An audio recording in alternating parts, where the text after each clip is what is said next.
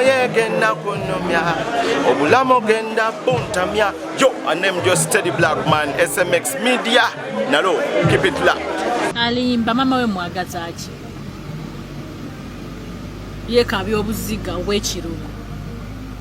Mama we mwagazaaki Brenda mama wo abakaba no wanga akaba mukwano kubanga ebiri otabyaga no wanga akaba owo ekasi yakaba ate mama yekera okumpayiza mbu nesibye ku mama wo kumwogera koki namwogera kodi onali kutoka ntoku ningamba nti no mama wo yafuna stroke shovola bambadde nga ngenda ngayo nyonga muyamba nali mu kyama omanyi kye bakoze lwakuba nakyogera mu luzungu nti stroke mu luzungu kirabika bulungi kati baba kirese mu Luganda mbu nagamba mama waabwe yagongobala nagamba kodi nti mama waabwe yagongobala wonna nakyogera mu luzungu nti yafuna stroke kati yagongobala obwo obuzigaziga obwo bwe mwekozaakoza natebinkwatako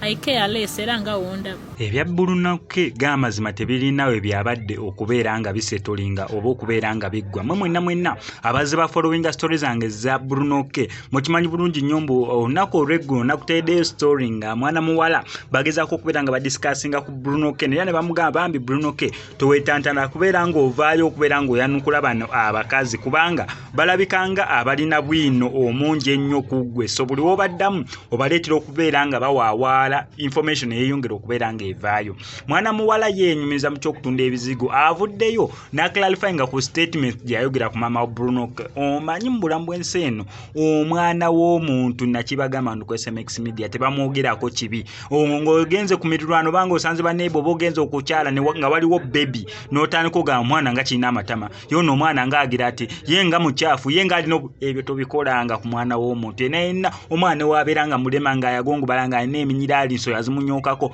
tomwogerangako kibi omwana w'omuntu. N'omuntu omulala ow'okubiri ye muzadde w'omuntu oli kaberenga na mama we kaavu nga kamama ke kabeerako sweet basabiriza nga kamama ke buli omu yenna mama we asigala mama be bantu ababiri mu nsi eno botasobola kudda discussingeko oba oyogereko ekintu ekibi. Mwana muwala ono agamba ye yese ekintu yakyogera lwakuba yakyogera na mu luzungu nti yabadde nga alabirira mama wa Bruno olw'ensonga yafuna stroke. Kaakati ate stroke okizza mu Luganda g'amazima nange ngenza okukomparinga statement ng'ekyoluganda kibi nnyo ng'ekyoluganda kisasamaza kiwawaaza amatu ne ugamba mbu yafuna stroke mu Luganda mbu yagongobala kati ekyo kyasinza okubeera nga kinyiza mwana muwala ono okutuuka okubeera nga avaayo atuuka okubeera nga akola clarification. Kansooka nkuwe ku details ono mwana muwala nga nnyonnyola ku nsonga eno then oluvannyuma yes nkuwe full buli kimu nga we kigenda okubeera nga kigenda maaso ngenda kusigala nkugamba bambi subscribing ongena notification bell ebisigadde obitulekere kubanga ffe tuba ne information buli lunaku buli ssaawa. Details ze zino. Alimba mama we mwagazaaki yekabya obuziga obw'ekirugo. Mama we mwagazaaki Brenda mama wo abakaba no wanga akaba mukwano kubanga ebiri otabyaga no wanga akaba owo ekasi yakaba ate mama yekera okumpayiza mbu nesibye ku mama wo kumwogera koki namwogera kodi onali kutoka ntoku ningamba nti no mama wo yafuna stroke shovola bambadde nga ngenda ngayo nyonga muyamba nali mu kyama omanyi kye bakoze lwakuba nakyogera mu luzungu nti stroke mu luzungu kirabika bulungi kati baba kirese mu Luganda mbu nagamba mama waabwe yagongobala nagamba kodi nti mama waabwe yagongobala